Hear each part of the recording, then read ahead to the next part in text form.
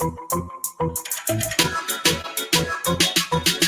don't need Netflix, you don't need cable. Hop on YouTube, welcome to the hood table, where we chop up local and global events vocally. You don't really wanna miss out on these conversations. Just joke a little, laugh a little, get that wine in your system for your glass a little. Expose current events, talk trash a little. You never know, these opinions might clash a little. They addicted to the content, got them binge watching. You don't like it, then you uninvited. Bet your friends watching in the house and your job parking lot before you clocking. They don't wanna miss a second of this HT content. Everybody think they got something to say, so it's an open invitation, bring it to the table. But if you come whack, just know we ain't buying in. We gon' probably turn your back and tell you sorry, try again, Yeah, welcome to the hood table.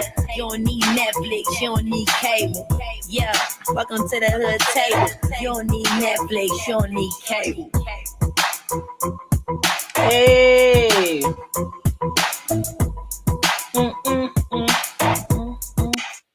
Hey, what's up? What's going on, everybody? Hey, come on in, come on in. Who y'all got in here? Where's my phone? Oh, God, where did I put my phone? Hold on, let me grab my phone, y'all. I'll be right back. Hey, Design Ravi, let me go grab my phone real quick. I'll be right back.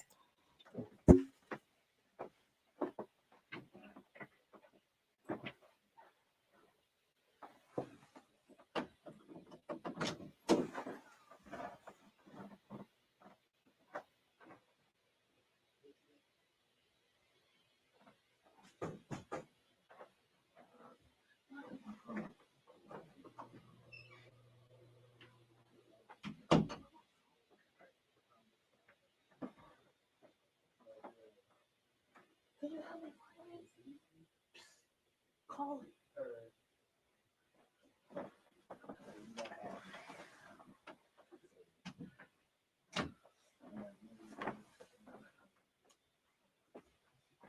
Here I come, y'all.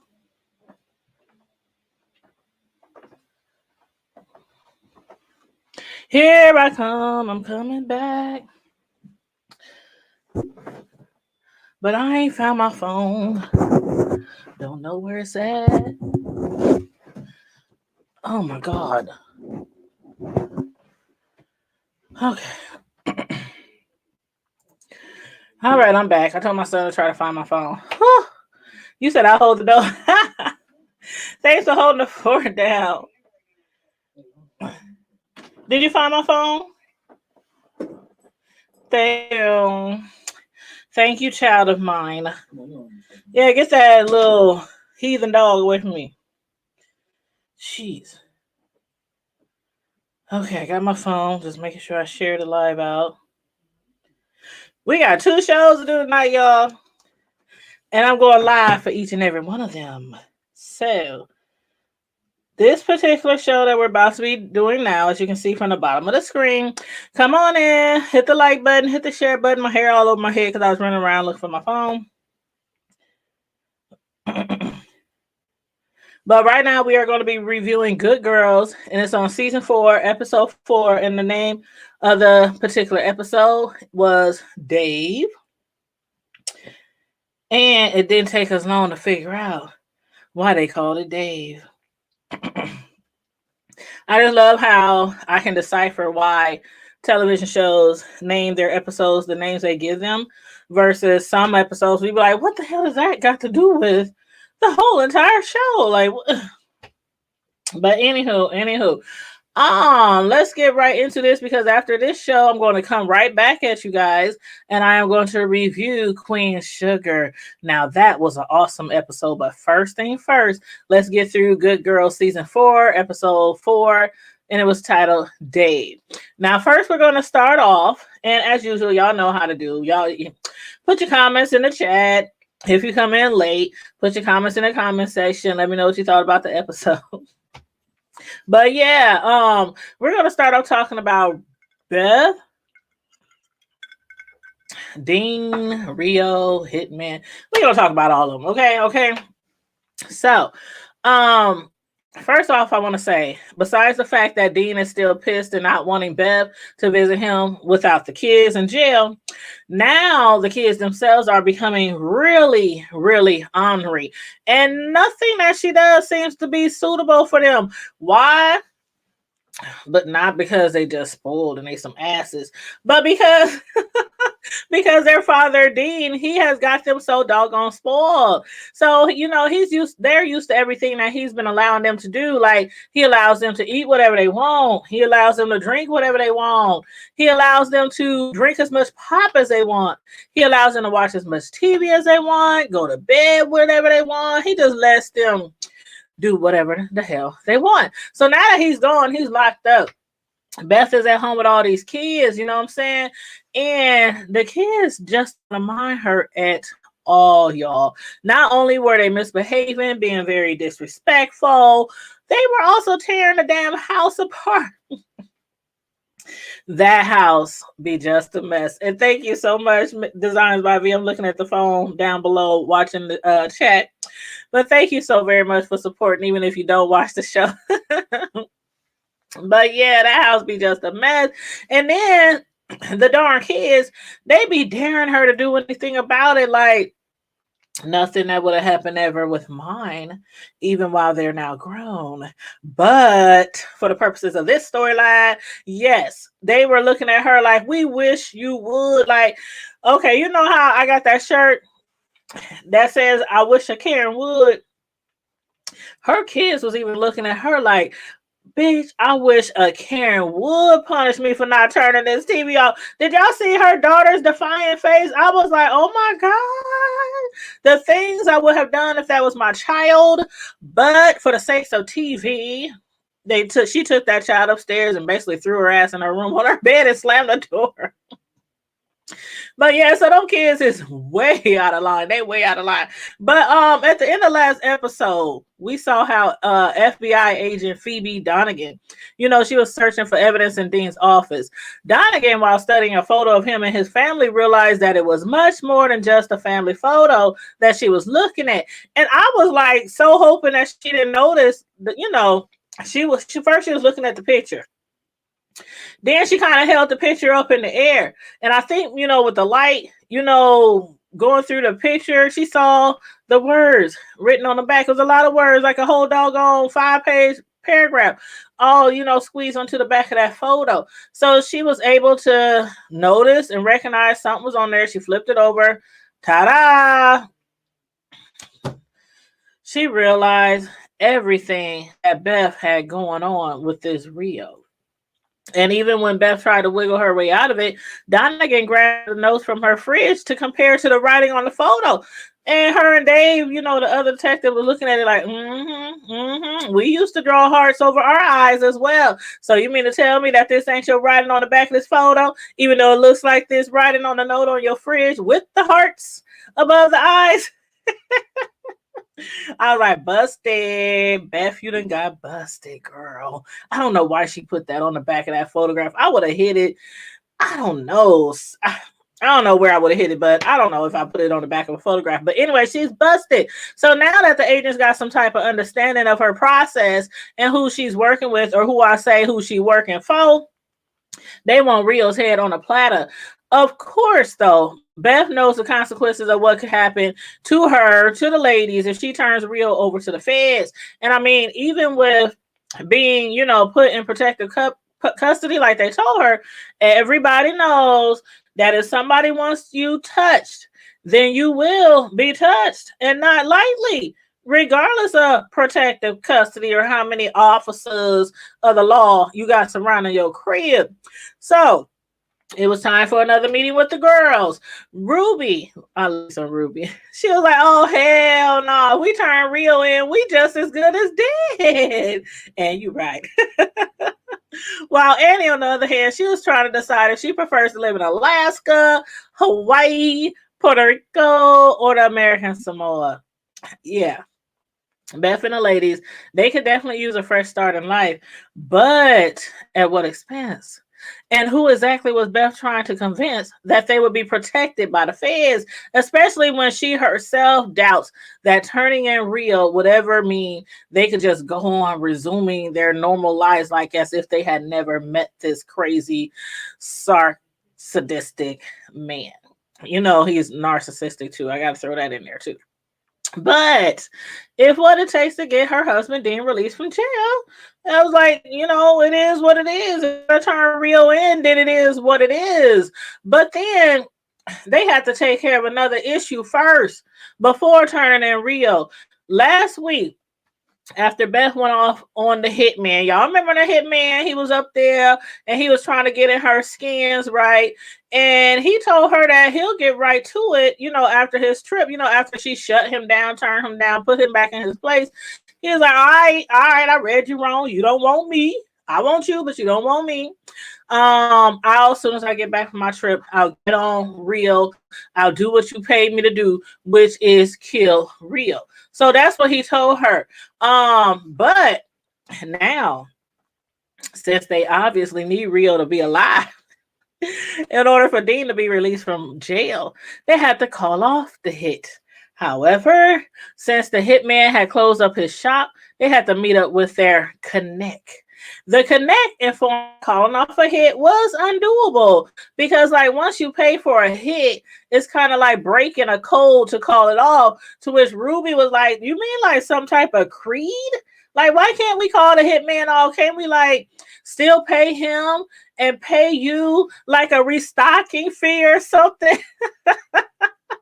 These ladies just have no idea because not even with Beth offering to still pay the hitman and even pay the connect, the hit could not be called off, you know. But then he was like, you know, maybe. And I think he was playing in their faces. I really do. I think he was playing in their faces because he was like, maybe I can help you out. And, you know, there is something that I might could use you ladies for, something that I haven't been able to do in a very long time on my own. And of course, he's armless. He got two little arms, right? He got two little arms, right? So there's a lot of things that he probably can't do that he used to be able to do, right? Automatically, Annie, and I'm sure the other ladies too, they were thinking like, oh no, not this. Because he said, all of you ladies can help me out. All of y'all can help me do what I ain't been able to do in a very long time.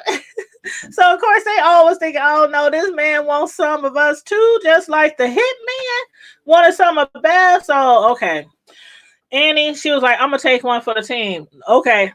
I sign up. I volunteer. I'll take one for the team. Man, did y'all see Annie jump up ready to take that man in the restroom, in her car, in the alley, you know, wherever he wanted to have sex at? But then he said, what? Sex? You think I want sex? I'm a whole married man.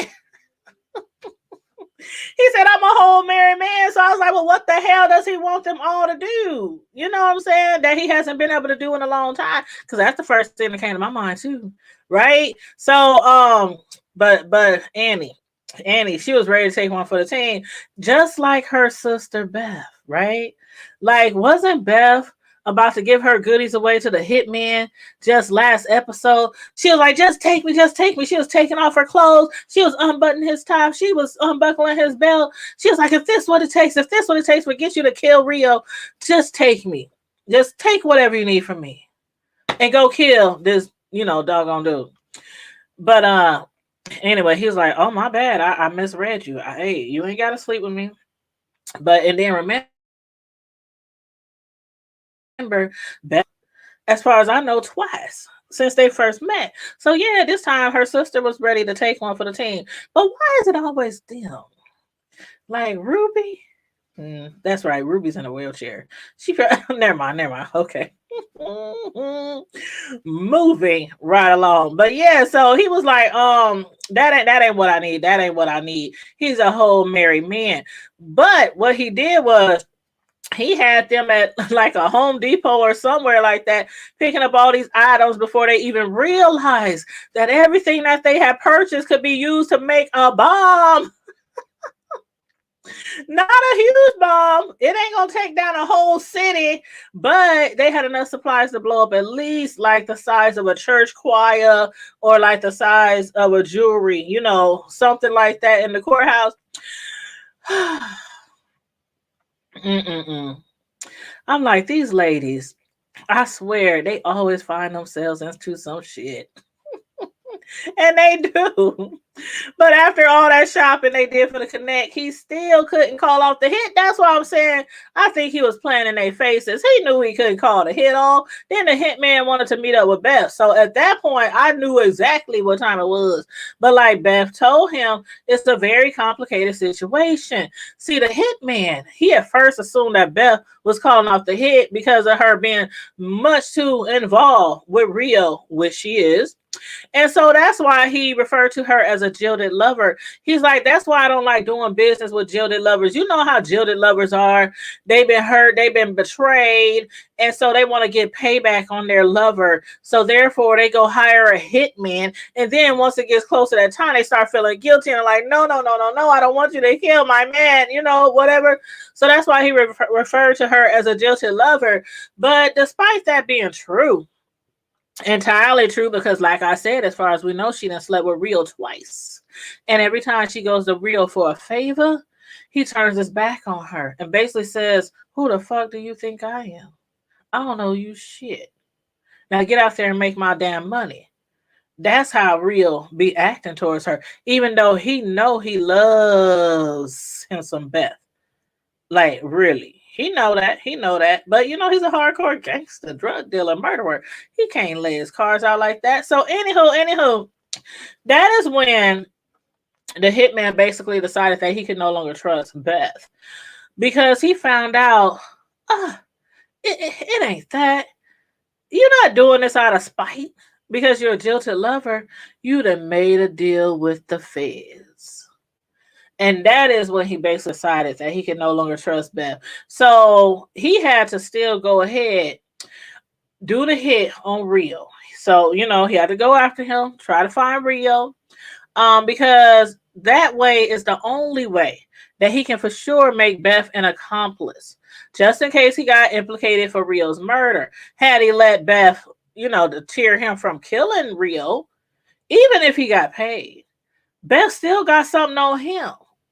You know what I'm saying? He can prove totally that she was in it. You know what I'm saying? But he felt like, okay, if I kill him, if I kill Rio, I might can make Beth an accomplice just in case I got caught. So, for one, just don't hire hitmen, okay? Just walk away. But if you do hire a hitman, you better follow through because they might come after you. But anywho, that is why Beth lied to Rio about who it was that was really trying to lock him up, which led to Rio sneaking up on the hitman and killing him before he could kill him. But even though Beth saved Rio's life for now, Rio knows that the feds will still be coming for him. Yeah, he knows exactly what's up. This ain't the first, this ain't the second, this ain't the third time that Beth, who he still forces to work for him, has tried to kill him. Oh, child, can it be done? Is Rio that person with 9 lives? I don't know, y'all. Let me know how y'all feel about that. But let's discuss Ruby and Stan. Poor Stan. Ruby has no idea what all he's been going through lately. While he was making her believe that he's just doing some overtime at the club for his boss, he's out there committing robberies, armed robberies. Remember last week when his boss told him that he owes him? And I thought that his boss was making him a debt collector because when they pulled up to that first house, he said, I don't care how you do it. Take whatever measures, whatever means necessary. You bring me my money. Okay, so I'm thinking he's going in there and beat somebody up, take the money that is owed to his boss. But no, he got to stand out there just robbing everybody, including vending machines. Man, when I saw Stan on the ground trying to gather up all them quarters that fell out the vending machine, I just know he was thinking that he has reached an all-time low. Ruby was at home measuring her appliances and thinking, what about updating the house? Because, see, she knows that they're supposed to turn Rio in. She ain't told Stan, she ain't told her husband yet, but Ruby knows that there's the possibility they're gonna have to turn Rio in, and therefore they're gonna have to move. They gotta sell the house. So she's measuring the microwave, she's measuring all the appliances, the refrigerator, and he's looking at her like, what the fuck is you doing? She talking about, well, one day we might have to move, But anyway, she's at home doing all that just in case they have to sell the house, while Stan is out there in them streets with his boss's foot on his neck. And again, just like the ladies, Stan always seemed to find himself in some shit as well. They can't never, it's like, damn, can they ever get a break? But then when he tries to boss up to his boss, I'm thinking his boss gonna be like because he played it off, right? Stan was in the front of the car. He's like, man, I can't do it anymore. I'm tired. I got a family. Can I just get my regular job back? I done paid you enough. You didn't have me robbing enough people. You know what I'm saying? Whatever you think I owe you, it should be paid up. So the boss was like, okay, you right. And when Stan said, can I come back to work the next day and do my regular job? He said, we'll discuss it. We'll talk about it.